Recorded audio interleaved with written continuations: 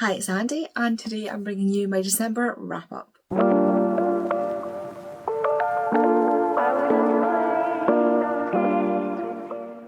We are officially finished the year, and I'm officially finished reading for the year of 2025 and into reading for 2026. Yikes. So as always, I'm just going to go over my DNFs first and then go over the books I actually read so that we end on a more positive note. And kind of get to skip over the, not negative, really, like I never see DNFs as well, that's a lie. Sometimes I will see a DNF as a negative if it's a bad book, but generally speaking it's just because it's not for me. So we'll put the more negative stuff first and then we'll go into the books I actually read. Also, I'm sorry I keep faffing with this shirt, but the neckline is really annoying me. I think it's just the cut of the t-shirt. It's got like a really wide, but it's not like a boat neck. But I also can't pull off things like that, so I'm just having a wee struggle bus here. It's a Singer Salvage t-shirt, which if you watch Supernatural, you will get it. If you don't watch Supernatural, it's a Supernatural reference. In the month of December, I read 11 books and only DNF'd 1. So that is really good going. That is really good numbers. And generally speaking, I think I had a really good month this month with reading. Other things, not so much. Reading, pretty good month. First, as always, I will go over my DNF, and that was only one book, and that was All You Need Is Gloves. Unfortunately, I had this as an ARC, and it was just not for me. Honestly, I don't remember much of why it wasn't for me, but I do remember just being unbelievably angry at the characters for how, like, stupid they were. Like, it's like if you could make poor decisions, just purely make pure decisions, that's what they were doing. From the start, I just knew I wasn't going to like them. I had no want to get to know any of these characters. They were bitchy, is the best way to put it. Like, that's what I remember, is that they were all bitchy. And I just was not here for that. It was like that. There was another book I read that was like that, where it was like, I'm sorry, are we in high school or do we teach high school? And I can't remember what book that was, but it was about teachers in a high school. And I was like, why are we acting like the children? And this was like that as well. And I get that, like, I just have to do some recalibration with one of the other books I read this month. But I understand that hockey players a lot of the time are younger. Like, these stories are not young adult, like, are in the realm of, like, college age and around, not older characters. But the pettiness and the bitchiness in just the first, like, however much I read this book, I'm not even sure. So yeah, I DNF'd it because I'm just not here for that. Okay, now the first book that I actually read and finished and enjoyed, and that is First Time Caller by Becky Borson. This is so shiny. So shiny. I decided to pre-order And Now Back to You, is that what it's called? Which is the next book in this sort of companion series. And I was like, well, if you're going to pre-order that, you really should read the one you've already got, because we're trying to be better this year. And so I read First Time Caller. It is supposed to be a Sleepless in Seattle retelling. I've never seen Sleepless in Seattle, so I can't attest to how well it did that.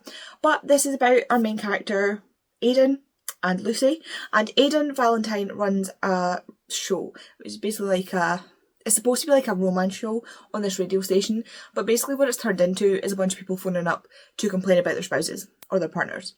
And it is starting to wear him down, and he is starting to no longer believe in love. And so he's in a place where he's just kind of feeling horrible. And then he gets a call from Lucy's daughter, whose name I can't remember, because it's me and it's characters, you know? It does not say. So Lucy's daughter calls the radio station, and so Lucy's like hearing her daughter talk in the middle of the night, and she's like, why is my daughter talking? And she like can hear her, and she realises she's on the phone. She's like, why is my child on the phone at like 10 o'clock at night? So she goes in and she realises she's talking to a man, a fully grown man, and she's like, I think not. So she takes the phone and she's like, why are you talking to a child? And he's like, hi, you're live on the radio. And she's like, excuse me?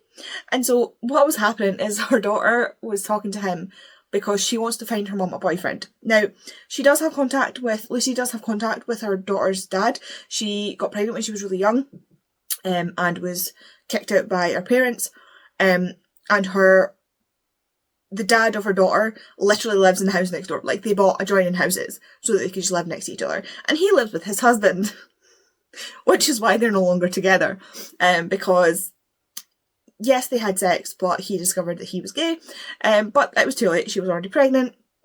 And so they decided that they would be the best parents they could be to her daughter, or to their daughter. They did a great job at it. Like, I love these two. The co-parent relationship in this was so good. Like, all three of them co-parented so well. And this was really cool. This reminded me a lot of another book I read where she has to... Oh, what is it? Who is it that wrote it? The girl, she hosts a TV show where she has to eat, like, hot dogs and talk to people. It might be Well Actually by Maisie Eddings. I'm looking at it and I'm like, is it that one? But the tone was very similar to me. Like, in my reading, I thought the tone of that book and the tone of this book were very close. And so she agrees to go on this show and they decide to send her out on dates. Now, these dates go disastrously, but in the meantime, she's on the show, she's getting to know Aidan, Aidan's getting to know her, and as you can imagine, with it being a romance, they start to develop feelings for each other. I really like this. I'm not as blown away with it as other people were. Maybe because I don't know Sleepless in Seattle. Maybe because I've seen other people rate it so highly and my brain was expecting like up here and it just wasn't. I'm not entirely sure, but it was a 4-star for me, but it just didn't do anything special for me. But I still really, really enjoyed it, obviously. I just think the hype got to me at the end of the day. Yeah, that can influence how I go into a book, and sometimes that's not a good thing because you set really high expectations, whereas if you had like your regular expectations, you might be blown away. I am really looking forward to the sequel, which follows his best friend, who is the weatherman for the station, and yeah, he loves to wind him up. So it'll be interesting to see what happens in the next one if we have recurrence of these characters as well. Next up, I read Heated Rivalry by Rachel Reid. Yes, I jumped on that bandwagon. I have a lot of feelings about this book, and my feelings about it have changed throughout the month.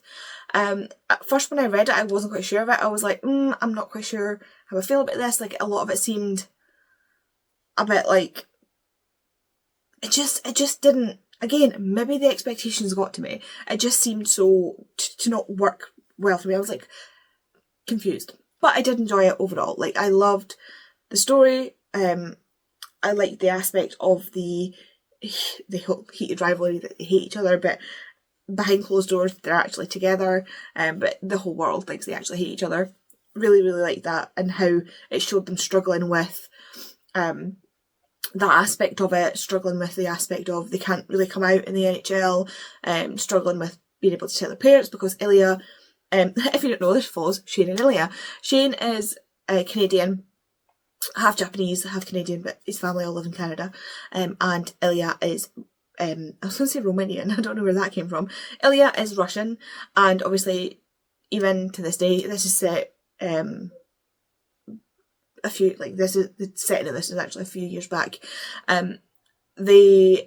Even currently, you can't be gay in Russia, you can't be gay in the NHL. It's a shit show, frankly. And so Ilya has to hide his bisexuality. Shane is coming to terms with the fact that he's gay. I just think this book had so much in it that it touched on but didn't go deep enough for me. And that was a bad choice of words for this book. But at one point I got a sense of Shane's kind of like self-loathing for the fact that he was gay, or at least that's what I read into it. It was like he kind of almost hated himself for being gay, and then it was never mentioned again. Suddenly it was all okay and he never thought about it again. And I was like, is this me reading it, or is this just not followed through in a way that I'm satisfied with? Because it's totally understandable for him to have some self-hatred for his feelings. Like, you're in a position where people are telling you cannot be this thing, and despite everything you try, you are this thing, and there's nothing wrong with it, but in the situation you're in, it's only going to cause you negative impact. It makes total sense why he would feel like that, but I just feel like it wasn't explored. It was mentioned and then never explored again, and I don't understand why. And then there was things like, it's like, oh yeah, they're captains. Like, what is the timeline of this? Because if you're a rookie, or just out your rookie year, are you becoming a captain when there's more experienced guys on the team. Like, how is that working? I just feel like some of it didn't make sense, and I would have liked to ask more questions of the author, which I feel like you shouldn't come away from a book asking more questions, unless it's like the point is to answer more questions. It did make more sense though when I realised that it's not a standalone, it is in fact a series. So if I'd known going into it there was a series, probably would have helped. Now, overall, I really enjoyed it. I don't know if I will continue the series. I think I might, but not because of the book. Reading the book itself did not entice me to continue the series. And the series in itself is interconnected stories, so it's not all following Shane and Ilya. I believe the last book goes back to Shane and Ilya, but the other books, so like Heated Rivalry isn't even the first book. The first book is about Scott, who we see in this one. Like, there's a very significant thing about Scott in this one, but his book is the first book. I didn't even know Heated Rivalry wasn't even the first book when I found out it was in the series. Like, this is how lost I got myself, and honestly, I blame myself a lot for how I felt about this book. Now, I then watched the TV series, and I basically binged the entire series in one night. I wept, I cried, I laughed, I cried some more. I loved this. Like, I kept seeing, part of the reason I read it and watched it is because I keep seeing edits, I keep seeing interviews, I keep seeing clips about this, and the way the guys act together, Hudson and Connor, that play Shane and Ilya respectively, remind me so much of the actors that play Charlie and Nick in Heartstopper. Nick and Charlie. I know that must have sounded weird. But I can never remember one of the guys. Joe! Oh my god, I've forgotten his name for so long. The way that Kit and Joe are together reminds me so much of the way Connor and Hudson are together, or vice versa. And I love that kind of friendship when you work with somebody and you're working in such an intimate, like, show and things like that, and you're having to be really, really up close and personal with them and vulnerable with them, to then come away from that and be able to have such a nice friendship, such a close friendship, is beautiful. And I love it when people get on and get to be happy and, sorry, my alarm was going off, and find, like, their soulmates. And I'm not saying that in like a romantic way, I'm not shipping them, that's not what I'm doing. Your friends can be your soulmates as well. Like, I mean that, like, these are two people who get on so well that they have no qualms about just being themselves together, and that is beautiful. Again, not in a romantic way, they are just friends. What they do other than that is none of my business. None of my business. But when you watch them interact in interviews, it's so nice when, like, you can just tell they're really good friends. Anywho, so yeah, I keep seeing all of that, and I was like, right, okay, I'm going to read it, I'm going to watch it, and I watched it, and oh my god, it was fantastic. I believe they melded the first two books together, so Heated Rivalry and whatever the first book's called, Game Changers. They meld those two stories together in that book, in the TV series. Honestly, it kind of preferred Scott's to Shane and Ilya's, but I might read Game Changers to see how I feel about it. And I think the show, especially for something that was done on such a low budget by a small company, was unbelievably fantastic. It was beautiful, it was wonderful. It, I think, answered a lot of the questions I had and cleared up a lot of the confusion I had reading the book, which shouldn't take having to watch it to understand the book. I should have understood the book. Now, I also felt like that about the Ballad of Songbirds and Snakes. Like, I remember reading the Ballad of Songbirds and Snakes, getting to a point near the end and going, what? Flicking back a few pages, reading it again, and I still couldn't understand what had just happened. I could not get my head around what had just happened. But then watching it on the screen, watching the TV version of it, or the movie version of it, I was like, that's what happened. I just don't think it was explained very well in the books. But, sorry, other people did get it, and so obviously that must be a me thing. So maybe this is a me thing. Suffice it to say, I enjoyed it. I would quite like to reread it because, one, I really want to read Game Changers because that is Scott and Kip's story, and I would like to reread Heated Rivalry with the now information I have. This is the problem I have with fantasy, is that when I read it, I struggle to do a lot of the work. I'll glean like half of it when I read it, and then I'll go back and read it again, and because I understand some of it, I can then pick up on the bits that I didn't pick up before. Heated Rivalry is not a fantasy, but I'm just saying that's how my brain works with fantasy. So reread is usually better for me, so I might read it. Anyway, moving on, because we're 2 books in. The next thing I read was Absolution by Jeff Vandermeer. This again is very shiny. Holographic even. This is the last book in the Southern Reach series, as far as I know. This was an addition to what was the Southern Reach trilogy, so it might be in a few years he decides to release another one. I don't know. This book was... I don't even know how to explain this book. This follows on from the previous book, but goes back to characters that we have only really glanced at. So, the whole premise of the Southern Reach series is that there's this area called Area X.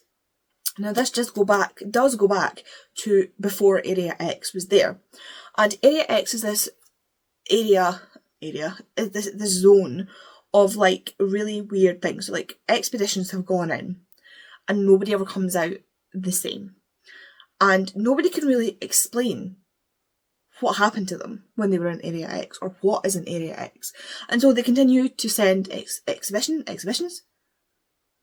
They continue to send people in. I've never forgotten the word. They continue to send people in. Expeditions. And they continue to get no answers. And so you go in the first book, which is, I can't remember what it's called. Annihilation is the first one. So in Annihilation, you go into Area X with an expedition. But you don't really find out. Like, the end of it is very vague. And so you need to read the further books to kind of understand about Area X. But these books are just a clusterfuck of confusion. And they're meant to be. Like, that's not a criticism. These books are meant to be confusing. It's like bio sci-fi horror, as far as I understand it. I don't know how you would categorise these books. I don't know if you can characterise these books. They're definitely sci-fi. Sci-fi is definitely in there. But other than that, it's just you're just hanging on for the ride the whole time, frankly. But I really enjoyed it. There was a bit of this book I actually had to skip over because it was so disgusting that I literally couldn't, and I can't even think about it. Don't make me talk about it. Had to skip over that section because I just couldn't. I have a strong stomach. I studied forensics. I've watched an autopsy. I have watched and seen very disgusting things during my time at university, but that took the cake. That's where my line is, apparently. It's a hard line. A hard line. Okay? Don't ask me about it. Don't make me talk about it. I told this to Vicky because these are Vicky's books that I borrowed from her, and she was like, "Oh, what part?" And I had to tell her, and she was like, "I don't really remember that." And I was like, "I will never. I can't. I'm not talking about it." Okay, we're moving on.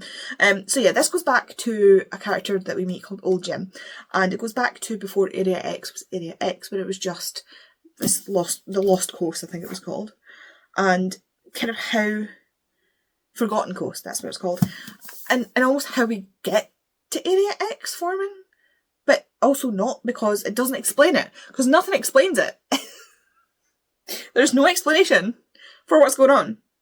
It's like, you know how The Hobbit and Lord of the Rings is a pseudo translation. So the idea behind The Hobbit and the Lord of the Rings is that Tolkien, who's the author, has found these books, The Hobbit and There and Back Again is what the books are called. Or I know There and Back Again is the Lord of the Rings. But no, There and Back Again's The Hobbit. Anyway, start that again. The premise behind The Hobbit and Lord of the Rings is that J.R.R. Tolkien has found these books written in different languages of Middle-earth. And he then translates those. And so they are translations of books that he has found from Middle-earth, or he has been given from Middle-earth. And so they are a pseudo-translation because they're not obviously translations. Like, he hasn't been given these books. He has created these in his own mind, but he's created them in his own mind a step back. So, like, he is not the author, but he is the author. I hope that makes sense. And this, to me, reads almost like that. So it's like Jeff Vandermeer didn't write the story. Jeff Vandermeer received or found files from the Southern Reach and tried to piece together what happened through these transcripts, because there's a lot of interviews and transcripts and things like that in it as well. And that's how this feels to me. That's the feeling that it gives. Like, he doesn't have all the information, so you don't have all the information. And we're all just trying to muddle through and figure out what happened with Area X. That's the only way I can describe it. If you like things that are severely fucked up, you would really, really like this. I enjoyed my time with it. I'm glad I read it. I will not be rereading it. So it will not be getting added to my library, which is a shame because these are stunning. Next, I read Sin Bin by Chelsea Curto. This is the 5th book in the DC Star series. There are going to be 7 books, I believe, so we've still got 2 more to come out as far as she's planned. Anyway, and I love this. I love this. I love this. I loved this. This is about the coach of the team. I spoke last month, I think, about reading books 2, 3 and 4. And I wasn't that keen on book 1. That's just a me thing. I think the thing with book 1 is I don't like bully romances, and these two, the way they were enemies or the way they were hate to love, is that they bullied each other, and not in a fun way, in like an actually bullying each other, probably shouldn't be together type way. But that's just my personal opinion. Sin Bin, however, follows the coach of this team and the sister of one of the players, who is a figure skater, which is important. Now, the coach is a single dad, and he, like my other book, he shares custody of his daughter with his ex. I say ex. So they got together, had a one-night stand, she ended up pregnant, they decided to keep the daughter and try and be together. They realised they don't work well together, they work much better as friends, and so they kind of went their separate ways, but like they co-parent, the co-parent in this is like gold standard, A+, A-star, amazing, French kiss, love it. French kiss? Chef's kiss. Oh my god. Not French kiss. Should you be filming right now, Andy? Well, we're here now. So yeah, the co-parenting in this, amazing. So wholesome, so lovely. The daughter, amazing. I'm starting to enjoy reading books with single parents because the quality of the writing and the quality of the way the kids are and the parents are has increased from, back in the 2000s. Definitely. And so his daughter does figure skating lessons and comes home one day to say, by the way, my figure skating teacher, she is going off because she is pregnant and she needs to go on maternity leave. Please find me an instructor. And so he asks her to be, in a roundabout way, asks the sister to be her teacher. And so she does, and they end up getting closer. This does start, though, this book starts way back before the 4th one. So if you've seen the 4th one, you'll see in the cover the guy's got an amputated leg, and so this goes back to the night of that accident and shows it from the coach's point of view. So you see it from Riley's point of view, who's the guy in book 4. You see it from his point of view in his book, as you can imagine, and then this one goes back and you see it from the coach's point of view. And when he gets a call that Riley has been in this accident, he's about to dive in, as it were, to a situation with the female main character. I can't remember anybody's names. This is terrible. And gets the call and it has to rush to the hospital. And they agree to forget it ever happened. Like, we'll just draw a line under it and, it's fine. But then, I think it then goes, jumps a couple of years or something. And he's still thinking about her, still thinking about that night. So is she. They end up working together for his daughter. And just, yeah, these two, I love these two. They've got such a great relationship. Like I say, he's got such a great relationship with his daughter, with his ex's husband, to the point where the ex is like, so, she's cute. And he's like, don't. Don't start with me. And she's like, come on, I think you two look cute together. And he's like, don't start with me. I love it. I love it so much. I love Chelsea Curto so much. Like, Face Off was not my thing, but that is a me thing, fully a me thing. It's just the way I don't like the dynamic of the characters. It's the same with Mile High by Liz Forty. It's the same as Consider Me by Becca Mack. I don't like characters who are actually mean to each other. And then, there's a difference between, so the book I'm currently reading is a dystopian. My hands are going flailing now. They are mean to each other, but there's a bantery edge to it where there's not actually any heat behind it. Whereas some of these characters can get nasty in a way that I would just be like Mile High. The way he treats her, the way he thinks in Mile High would be a non-starter for me. That would never reach a relationship for me. It's unforgivable, the way he behaves. Does he make up for it later on? Sure. Kind of. Like, yes, he apologises, yes, he changes his ways, yes, they make a great couple, and you see them in the later books, blah, blah, blah. But I would never have gotten there had it been me, because it could not be me. Anyway, Chelsea Curtle, excellent. I cannot wait, because she's very, very good at establishing the series arc, like the whole series, as she goes through the book. So like we saw the start of the like little sprinkles of this relationship through other books, and the relationship in the next book we've seen hints and sprinkles of in the previous books as well.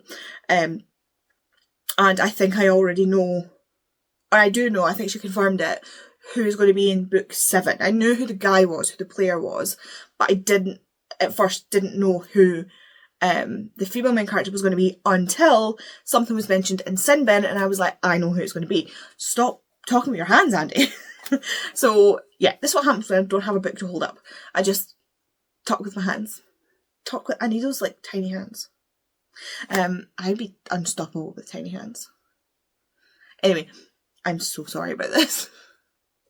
So sorry. Anyway, if you like hockey romance, if you like romance where characters just are at the forefront, if you love like different tropes and stuff, Chelsea Curtle is the author for you. I love it. I'm so excited to get a copy of her books. It's very hard to get a copy of the books in the UK at the moment. I say that, they're all out. Like, they're all available to read on KU. And yet I can't get them from Waterstones. Like, if I can, but it's like, we can order this from the publisher. I think they're indie published. And like, some of them are not for like years. They've got like future dates on them, even though I can already read them. And I'm like, but I think you can get the first 2. You can also order them on Amazon. I'm not sure if it's like a Amazon print them. And you can order them directly from Chelsea, but Chelsea lives in America, so I'm not sure how that would go with shipping. I've not looked into it. I will eventually look into it, but I don't know if she's getting picked up by a traditional publisher, and I will die, a bit dramatic, if I have to get the first like 5 in the indie edition and then they switch to a different art style or something for the other 2. I will combust. So I'm still looking into that just now. Then I read After the Forest by Kel Woods. This again was kind of middle of the road. Like, I worked out at one point of the book, when it hit stride, I was like, oh yeah, I know exactly what's going to happen. I knew exactly what was going to happen. You've seen me say this a lot in books, like I'll DNF it when I know what's going to happen and nothing's going to be a surprise and it's not that interesting. This book, I knew it was going to happen. I understood what we were foreshadowing, but I was enjoying the characters so much and the writing style so much that I decided to finish it. I'm so glad I finished it. Again, I was exactly right on what I thought was going to happen. How it happened was slightly, I didn't know that, so it was interesting watching them get there. And there are some things where I wish it had expanded, even though this was a very long book. Like, I feel like we spent too much time sometimes on mundane things and not enough time on the exciting things that I wanted to read about. But overall, very good book. I don't know if this is a debut for this author. I don't know if this is a debut. I don't really know anything else about the author. I picked this up in Waterstones because look at it. And it's a Hansel and Gretel retelling, not retelling in the sense that like it goes back to them being captured by the witch. This is afterwards, after they have grown up, like they skipped the witch, they grow up, they're adults, and because of what happened to the witch, there's still a level of suspicion, especially on Greta, given that she is the, woman. Hans gets off scot-free, but Greta, she's the one we need to watch. I felt so stupid reading this book because I was like, I can't tell if this is going to be like historical or if it's going to go fantastical. There's a talking book. There's a talking book from page 1. A book that talks. And I'm like, I wonder if this will be historical, if it'll be a little bit of fantasy drip. Talking book. Talking book. Andy. Talking book. Read the room. I'm fine. It's fine. I'm fine. Yeah, so this is fantasy. It is a fantasy historical, and I really liked it. I loved the setting. I thought we established the town and the townspeople and the feeling of that era very, very well. We established the sort of wooded, like the forest and stuff like that, in the mountains, in such a beautiful, like I could feel myself where we were. It was very, very well done. The characters I thought were very well done. Their motivations were very understandable. I just marked this down a little bit because I knew exactly where it was going, and I feel like some editorial choices were made that I wouldn't make because we, like I said, I felt like this concertina at the end, so we spent so long setting up the exposition, and then all of a sudden everything happened at once and it was over, and I was like, okay. Whereas I would have drawn that out a bit more if it was me. I would have liked that to be drawn out a bit more rather than everything happen all at once at the end. I just felt like we focused on the wrong things for my personal taste. But other than that, this was fabulously written, and I would definitely pick up from this author in the future. Next, I read Bitter and Black by Cassandra Clare. This is a short story collection. It was one of the 3 that she did for Kickstarter, but this is the first one that's been released to us. This one, I'm pretty sure the Kickstarter one came out a week or so before it, or something like that. But this is a short story collection about the, I say couples, but that's not quite accurate. What's the word for couples? It's not couples. The romantic partnerships in the world. So we follow some, we follow characters that we know from various different books, and I feel like this is a very, very important linking book. And if you're going to read the series, you need to read this. You do actually need to read all of these short story collections that she does, because they do give you important information for going into other series. So this is very important for going into the Wicked Powers series. If you read the Wicked Powers series without reading this, I think there are things that you're going to miss. So it is important that you read this. I love this. This, if it wasn't for the fact that I scream and cry and throw it up at Sin Bin, this would have been my favourite book of the month. I love diving back into Cassie Clare. The world is something I know very well. I mean, we've got like 20 books or something ridiculous like that.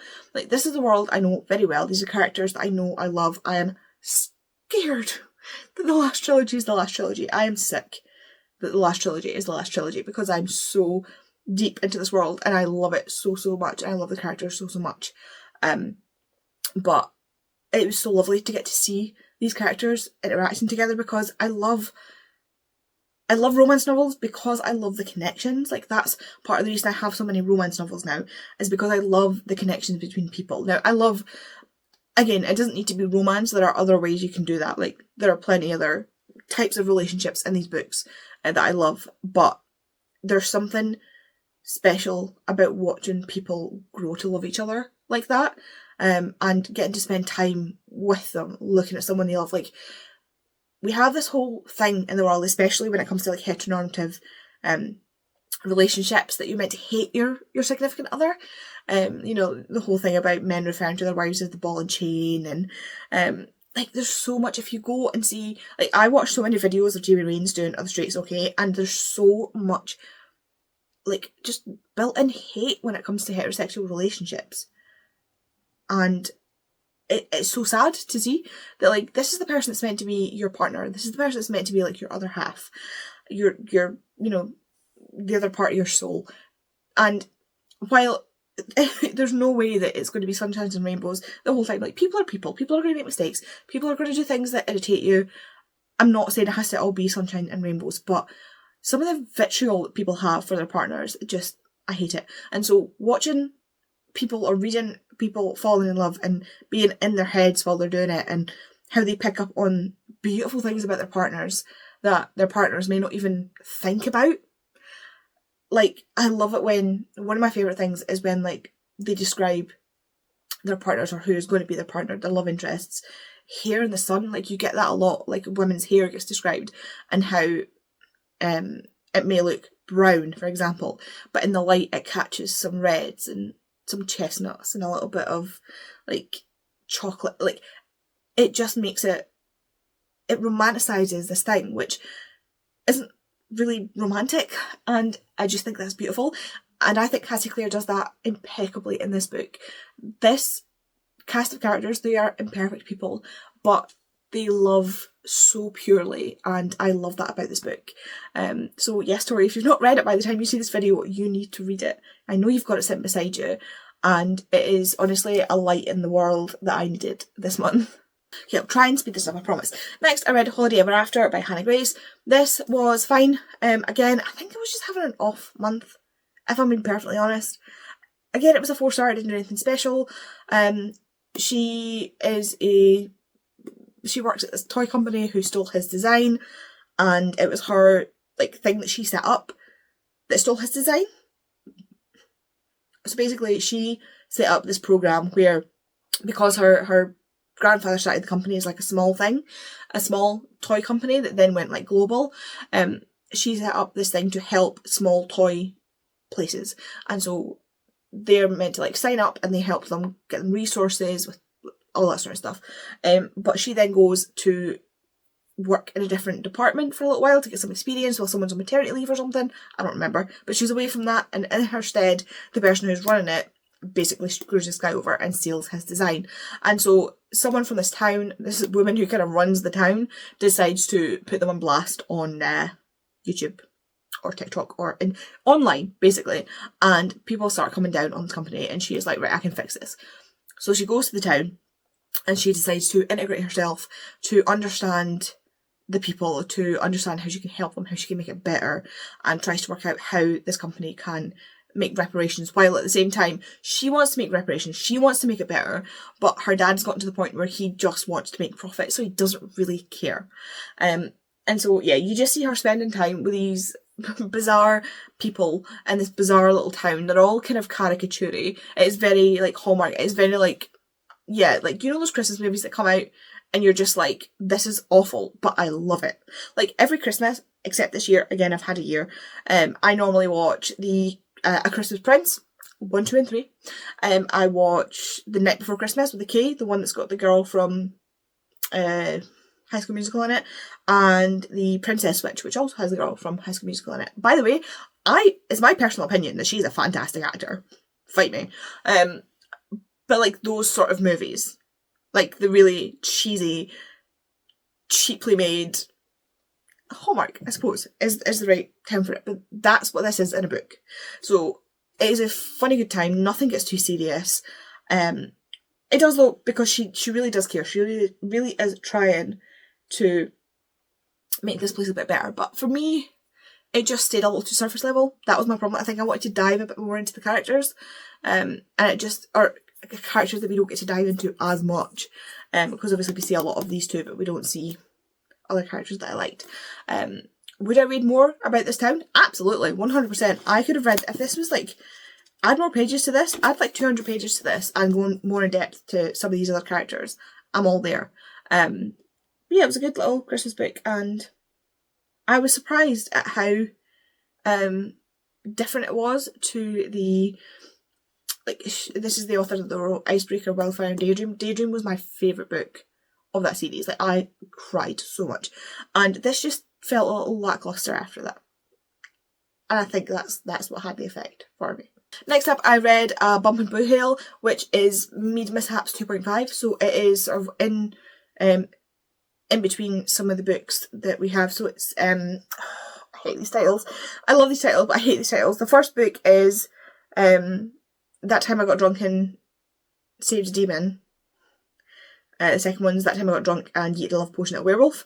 And the third one is That Time I Got Drunk and Saved a Human. So this is between That Time I Got Drunk and Yeated a Love Potion at a Werewolf and That Time I Got Drunk and Saved a Human.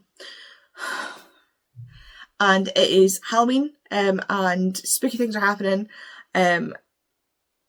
It's just a funny good time. If you know those books, you know it's just going to be a funny good time, with a good smattering of smut.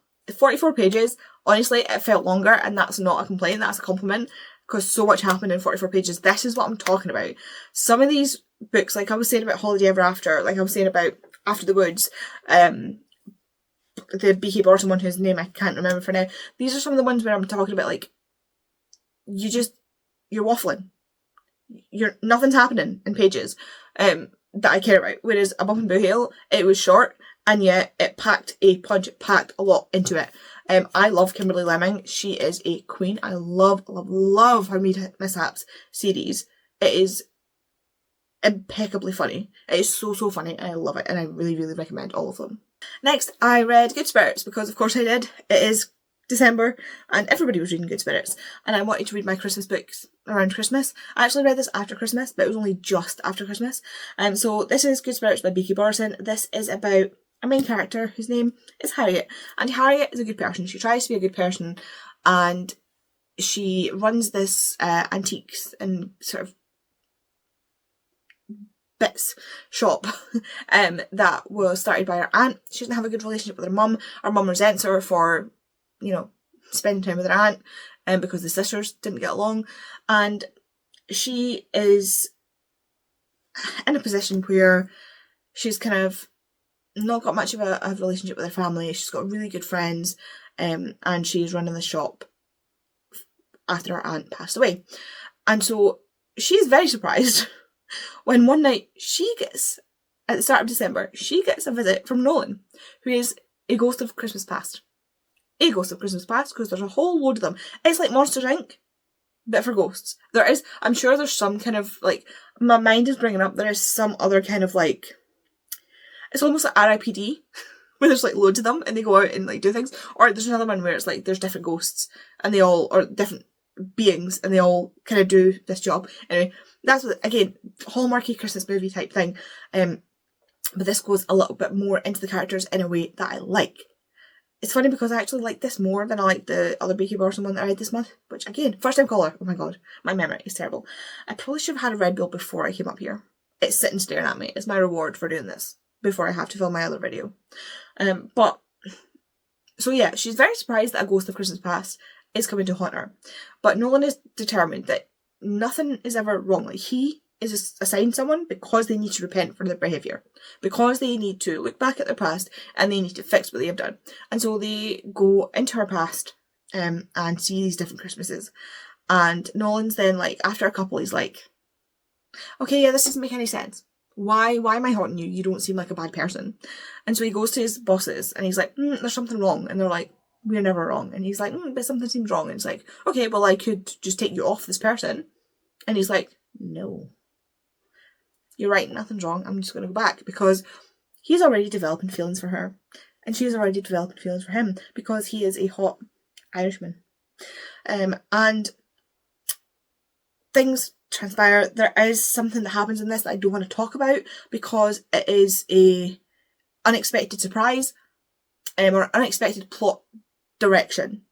That I don't want to ruin because I think it's better that way, personally. And yeah, I love this so much. I really enjoyed the characters. I really enjoyed the way it went into the characters. And this is what I mean when I like when we look at people. I love like, I don't even know, I can't remember the term for it, like, but like a character, what's it called? You know, you do like a deep dive on a character when you're reading a book. And like the book is like really about the character. This felt more like that. Still like a Hallmark movie, but more about the character. Like more going into the characters and going into their, like, what makes them tick. And I really enjoyed it. So. And then I decided to pick up Set the Record Straight by Hannah Bonham Young. 1, because it is a Christmassy book. 2, because it has been on my Kindle TBR for far too long. And 3, because I was in the middle of another book that I knew I was going to finish before New Year, which would have put me to 149 books for the year. And I wanted to hit 150, and so I decided to read a novella to make that happen. If you don't like that, because you see it as cheating, or whatever, if you're going to get testy about how I like to log my books, how I like to read my books, the number of books that I've read in a year, please leave, because I don't care. It's none of your business. It is my business. I make these videos for fun. I am not here to tell anybody that reading X amount of books is good or bad. This is just a snapshot of my reading for me to look back on, and usually for my friends to enjoy. So, if you're going to whine about the fact that I read 150 books, or that I didn't read 150 books, because some of them were audiobooks, some of them were ebooks, which we're coming for ebooks now, guys, and some of them were novellas, then just don't let the door hit you on the ass on the way out, okay? Cool. Now we've done that. Set the Record Straight is a sapphic romance by Hannah Bonham Young, who wrote Out on a Limb, and I did not see myself enjoying this as much as I did. I really didn't. I didn't know where this was going to go. One, because I kept thinking it was Ashley Herring Blake, and then had to remind myself that it was Hannah Bonham Young. And I've never read a sapphic story from Hannah Bonham Young, so that was interesting. I love this. So this was about two characters who, they're friends, but they're not, like, they've known each other since childhood. They were best friends through childhood, and they kind of drifted apart. But they drifted apart in a way where, like, when they meet up again or when they text, it's like no time has passed. I love those relationships with people, because if I forget to message you, or if drop off the face of the earth for like a month or longer, it is not anything to do with a reflection on you. It is because I'm in my own head and I struggle. So yeah, I love those kinds of relationships. And so one of them has started a job at this new, so one of them, I should preface, one of them is a lesbian, one of them is straight. And so the straight one, I'm really bad at names, she starts a job at this new art place that she's been dying to get a job at since she left university, and she took a placement and she was chosen for this, and it's like a once in a lifetime gig. And so she is talking to her boss, and her boss makes a comment that makes her assume that she thinks she's gay. Her boss thinks she's gay because everybody else in the office is queer. And so she's like, oh my god, I can't tell my boss that I'm straight. I'm going to get fired if I'm straight. And so she is telling this to her friend who is gay, and she's like, I don't think you can be fired for being straight. And she's like, but she'll think I lied to her. In fact, she'll definitely think I lied to her because I said I was meeting a girlfriend for lunch, meaning like the person she was with. But she meant girlfriend in the friend sense, not unlike the girlfriend sense. And then she was like, oh my god, what have I done? The other friend, the other girl, sorry, I can't remember names, I'm really, really bad at character name. I can remember plots, but I can't remember names. And she, like I say, she's a lesbian, and she's a teacher, and she works with additional needs children, or teenagers really, and she has recently split up with her ex-fiance, who is also one of the teachers at the school. And the reason they broke up is because her ex decided to cheat on her with another teacher, another woman at the school, and now they're engaged, which is nice. And they are hosting the staff Christmas party at their new house, which is lovely. And of course she's invited to her ex's house for Christmas while she's alone. And so these two friends are telling each other their problems when one of them goes, oh my god, we should fake date. I'll go with you to your thing, you go with me to my thing, because the art place is having like a staff mixer thing for Christmas.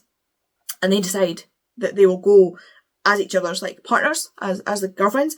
And in the meantime, if that, again, it's a novella, so it goes very, very fast. In the meantime, as this is happening, they realise they actually really like each other. I mean, the lesbian one has always liked the straight one. She's like, oh my god, I've got a crush on a straight friend, how cliche am I? It turns out the one that's straight, not quite so straight. Her other friends that she lives with reckon she's probably some kind of demisexual. Out with that, they're like, you don't need to try and label it. But with being demisexual, you need to have a connection with somebody before you find them attractive. In a real, like, that's not the extent of it, but like, just to expedite this. And so she ends up realising that she's falling for her friend, who is a girl who thinks she's straight, and she's like, oh my god, what is happening? Like I say, it's a novella, so it's very, very short. So they then end up together, and the not so straight friend asks the other friend, the lesbian friend, I should really find out their names, that's terrible. Okay, I looked it up. Clara, Clara is the nearly bisexual, thought she was straight one that works in the art place, and Evan, which is short for Evangeline, it confused me at first because I thought it was a man. So Evan works as the teacher, as the lesbian one, okay? Retrospectively, add that on to what I was saying. And so Clara is like, come back to my parents' house with me for Christmas. And Evan's like, I told myself I was never going to go back to that village, that town, because her parents were very religious. And when she told them she was gay at 18, they kicked her out. Literally kicked her out of the house. She went over to Clara's house. Clara's parents took her back to her house to collect her things, which had been thrown out of the house as well onto the lawn, and took her in, and basically she stayed with them. And so she's like, I don't want to go back to that town, I don't want to see my parents, I don't want to feel the way I felt. And she's like, cool, no, that makes total perfect sense. It's an open invitation. If you want to come, you can come. If you want to go, that's fine. If we get there and you decide you want to leave, we can do that, not a problem. So she decides to go, and they make sure they try and avoid seeing her parents, and spend time with Clara's parents, who completely embrace that they are together. They don't care that Clara is gay or bisexual or whatever. I think it is a bisexual awakening story, so like, I believe she is bisexual. And they just love the fact that Clara's happy, they love Evan, and they just totally embrace it. There is the last chapter, pay attention to the chapter headings, Andy, because the last chapter is a year later, like the next Christmas, and my wee brain was like, what's just happened? How have we gone from like what we were doing here to this? Like, how was it? And then I flicked back and saw that it said 1 year later, and I was like, that makes sense. There is also a U-Haul joke, like, in this book, like, a while into it. Like, a little bit into it. Novella, even. Anyway, loved it. Amazing. Nice little sapphic story. I would have loved if this was a full-size novel. I think that would have been great as a full-size novel. And finally, you will be glad to hear, is my last book of the month, and that is Long Live Evil by Sarah Rees Brennan. Now, when I tell you, this did not have me in the first like third of it. I was fighting for my life. I was struggling. I was like, excuse me? But the rest of it, I'm on board. I'm ready to read the next one when it comes out. I'm all over it. So Long Live Evil follows a character who's dying, Ray. Ray is dying. She has cancer and she is dying in a hospital bed. And her and her sister have this comfort series that I can't remember the name of either. Oh well. And she has been, like, her sister's been reading the series to her, and they bonded over it, etc, etc. And when her sister leaves the hospital for the night after they've had a little bit of an argument, she wakes up to some rando in her room who is like, do you want to live? And she's like, duh. And she's like, well, we can put you into the book. I can put you into the book. And if you get this magical plant, it will cure your cancer and you will live. And she's like, well, this might be a hallucination from all the drugs from the cancer, but why not? What have I got to lose, really? Because she's not going to last like the week or something. Like, she's that close to dying. So she decides to accept that. And she wakes up in this world, but she wakes up as the villain. And it's not like I've seen other ones, like there's another book where the person's the villain, but this is like, she wakes up and she's like, oh god, I'm this character. This character's meant to die today or tomorrow. And so she has to work out a way to survive, to get to the point a month later when this flower is going to bloom so that she can take it, so that she can survive. And in the meantime, she's trying to not manipulate the story too much, but it's like, you know, butterfly wings, tsunami. Everything she does, every change she makes has an effect on this world, and things start spiraling out of control. Hence, the series, the next in the series, which is called Long Live Chaos. No, All Hail Chaos. Long Live Evil and All Hail Chaos. And yeah, that just fits it so well. This book is mental. I don't even know how to explain this book. I really, really enjoyed it. I'm not a fantasy reader normally, but this was like, I had enough in my head that I could work out what was going on. This is one that I think will benefit a reread. Definitely will benefit a reread. But like I say, I was really like, the first third of it was all the exposition, like explaining to you what was happening, like about the books, about her cancer, about like trying to get a foothold in the world, because she was also trying to get like a foothold in the world because she has read the books, but she kind of skimmed the first one, so she's not entirely she's not entirely got her feet planted in this world, so she still has to work out certain things. And so you're also trying to work it out along with her, which makes it a bit confusing if you've not got a brain for fantasy, which I do not. So I think a reread would probably help. But once we got going, once we got like Cooker McGass, oh my god, I loved it. Like the things that were happening, the way these characters were, I loved it. I am so excited to read the next one. I'm loving the fact that I'm finding fantasy that I actually really enjoy. It may not be everybody's favourites, but do you know what? I'm here for it. I'm absolutely here for it. And it was so good to end the year on a high with this book because it has been a year, generally speaking. There we go. Those are the 11 books that I read in the month of December and the one book that I DNF'd. I hope you had a really good reading month. I hope you had a good Christmas, New Year, month in general. Thank God, thank the gods. 2025 is gone and we are in a new year, although so far for the globe it's not going great. Personally, so far I can't complain, but I probably could complain, but you know, generally speaking, compared to last year, we're doing well, which is a wild thing to say 6 days into the year. But yeah, I'm so happy I managed to get through so many books this month and enjoy so many of them as much as I did. And yeah, if you've read any of them, please let me know in the, I was going to say the Discord, that's not what I meant to say. Discuss it in the comments with me. If you want to let me know you were here but you don't want to leave a comment, if you leave some kind of, I think that is like a blood drop or something red for Long Live Evil, because she goes into the body of the Beauty Dipped in Blood, is what the character gets called.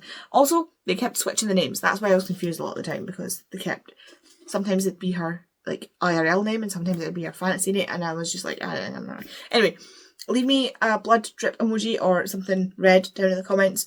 Thank you so much for watching. Thank you for, you know, watching over the year if you've been here, because I have really not been putting out videos and everything is chaos at the moment. For videos, but hopefully 2026 we will get back on some kind of schedule, or at least making some more videos. So yeah, thanks so much, and I will see you in the next video. Bye.